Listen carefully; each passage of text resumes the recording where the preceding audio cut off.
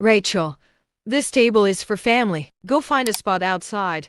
My cousin laughed as if I had no right to sit there. Then the waiter dropped a $2,200 bill in front of me. I just took a sip of my coffee and pushed it back. And that's when the real revenge began. If you've ever been humiliated, dismissed, or underestimated, hit that subscribe button right now. Like this video and brace yourself for a story where betrayal turns into a meticulously crafted revenge that no one saw coming. Let's dive in. I had been looking forward to this family dinner for weeks, or at least, I thought I was. My cousin, Lauren, had always had a way of making me feel small, like my presence was optional, and clearly, in her eyes, I was disposable. The night started innocuously enough. We arrived at the restaurant, a chic place with dim lighting, and the kind of white tablecloths that whispered wealth. I spotted the long polished table where everyone was already seated. Laughter floated across the room, the clinking of glasses punctuating casual conversations.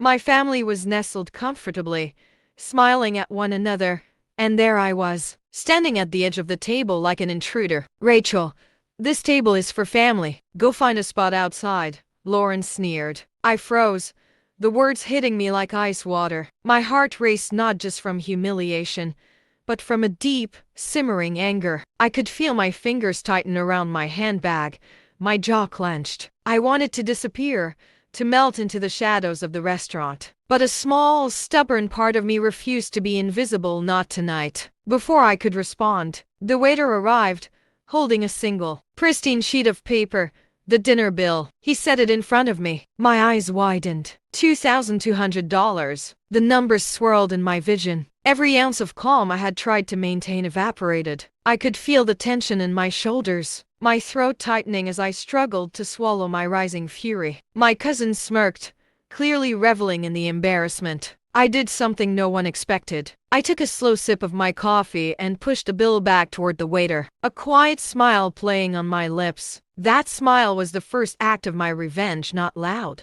not obvious, but deliberate. You see, my cousin had assumed I was powerless. She assumed I would pay, but she didn't know me or the meticulous nature of my mind. The weeks leading up to this night had been complicated. Lauren had a history of asserting dominance in family settings, turning small gatherings into arenas of psychological warfare, and I had spent years biting my tongue, pretending not to notice, letting her take credit, controlling the narrative. But this $2,200 bill shoved in front of me was the last straw. I went home that night and plotted. I didn't plot some petty, obvious act of revenge. No, this was going to be precise, calculated, and humiliating. In the most public way possible. The first step was research. I combed through every financial quirk of the restaurant, every loophole, every tiny policy that could be exploited. It didn't take long. High-end restaurants often have weak spots when it comes to billing, especially for large parties. I discovered the manager had a soft spot for VIP complaints, and that mistakes were usually corrected if reported in a specific, formal way. Next, I gathered my weapons. Not literal weapons. This wasn't about violence. This was about optics, leverage, and psychological mastery. I documented the seating arrangement, the laughter, the dismissive gestures. I even recorded the interaction with Lauren discreetly, of course. By the end of the week, I had a plan that would leave Lauren red-faced, the family questioning their own assumptions, and me sitting back with a quiet satisfaction. The day of the execution arrived. I returned to the restaurant, but this time, under the guise of a VIP dining complaint. I requested the manager personally, armed with my meticulously documented account. I told the story of a guest, humiliated by being forced to pay an exorbitant bill meant to shame her in front of family. I emphasized every detail, the laughter, the exclusion, the $2,200 humiliation. I watched the manager's eyes narrow, their brow furrowing as they cross-referenced my information. It didn't take long for the truth to emerge. The restaurant had indeed made a billing error. But more importantly, the story had the perfect blend of drama, injustice, and emotional weight to trigger a full-scale correction. And not just that. They offered a formal apology to the wrong guest and invited her back with a complimentary dinner. I let them handle the formalities. I didn't even have to confront Lauren, though. Oh, I wanted her to see the result. Fast forward 2 weeks. Family dinner. Same restaurant, same table. Lauren strutted in, exuding confidence, sure that she still ruled the room. But this time, I was seated at the head of the table, not the seat she reserved, but the one the restaurant had set aside for the guest of honor. After reviewing the complaint, the waiter approached with a perfectly printed card. On it was a message: "We apologize for the misunderstanding at your last visit. Tonight's dinner is on us." Lauren's jaw dropped. Every ounce of smug superiority evaporated. She tried to mask her shock with a forced laugh, but the rest of the family's eyes lingered on her. They could see the shift. The power dynamic had changed. I didn't gloat. I sipped my coffee, the same way I had 2 weeks ago, savoring every moment in quiet triumph. No words were necessary. The look on her face said it all.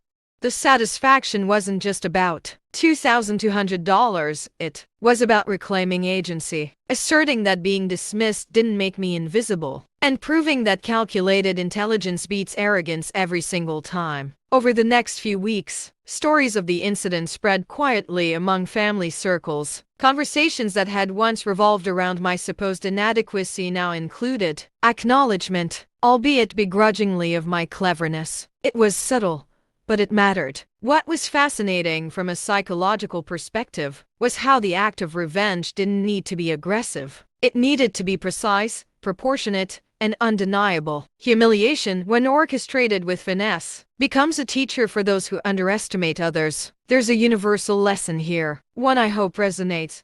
When someone tries to diminish you, your power lies not in retaliation fueled by anger, but in strategic, composed action that exposes the injustice. The deeper the humiliation they intended for you, the more satisfying your measured, intelligent response will be. And yes, revenge can be beautiful when it's earned, when it's fair, and when it's a story others can admire, even in secret. The final moment of vindication came when Lauren tried to brush off the incident, pretending it was no big deal. But the family had seen the proof, the apology, and the restaurant's acknowledgement. Every attempt at deflection failed. She had underestimated me, and that miscalculation cost her dignity. I finished my coffee, smiled at the waiter, and quietly said, "Thank you." Everything was perfect. For the first time, I felt complete peace. The weight of exclusion, the sting of mockery, had lifted. I had turned a $2,200 insult into a lesson in humility, a victory I could savor privately and publicly,